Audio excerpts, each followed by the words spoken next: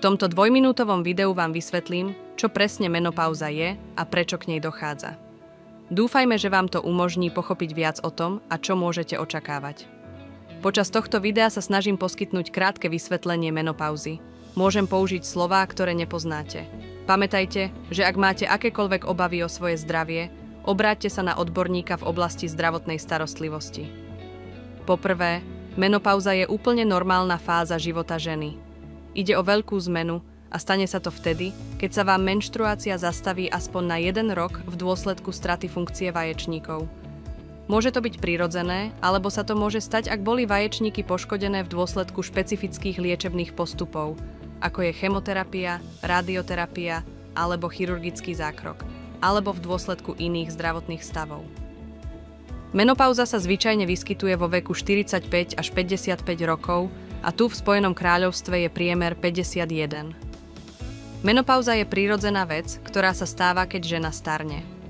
K menopauze dochádza postupne v priebehu niekoľkých rokov, keď sa znižuje reprodukčná funkcia vaječníkov. Inými slovami, keď prestanete mať menštruáciu a nemôžete otehotnieť.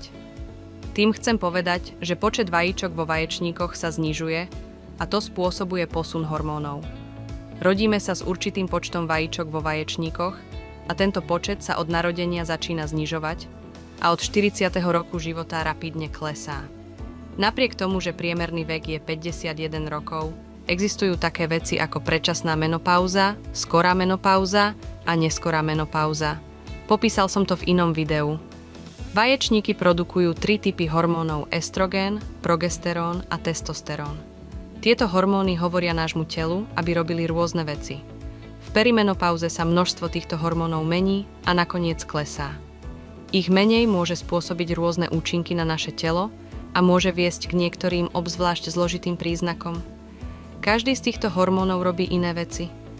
Estrogén pomáha srdcu a kostiam, aby zostali silné, udržiava náš mozog v dobrej funkcii, zlepšuje našu náladu a zabraňuje vysychaniu očí a vagíny.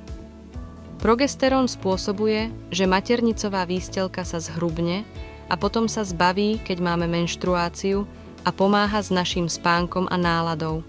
Viac o príznakoch spôsobených zmenou týchto hormónov rozoberiem v inom videu. Menopauza je na celom svete vnímaná trochu inak. V Japonsku sa nazýva kanenki, čo v doslovnom preklade znamená roky obnovy a regenerácie alebo ročné obdobie.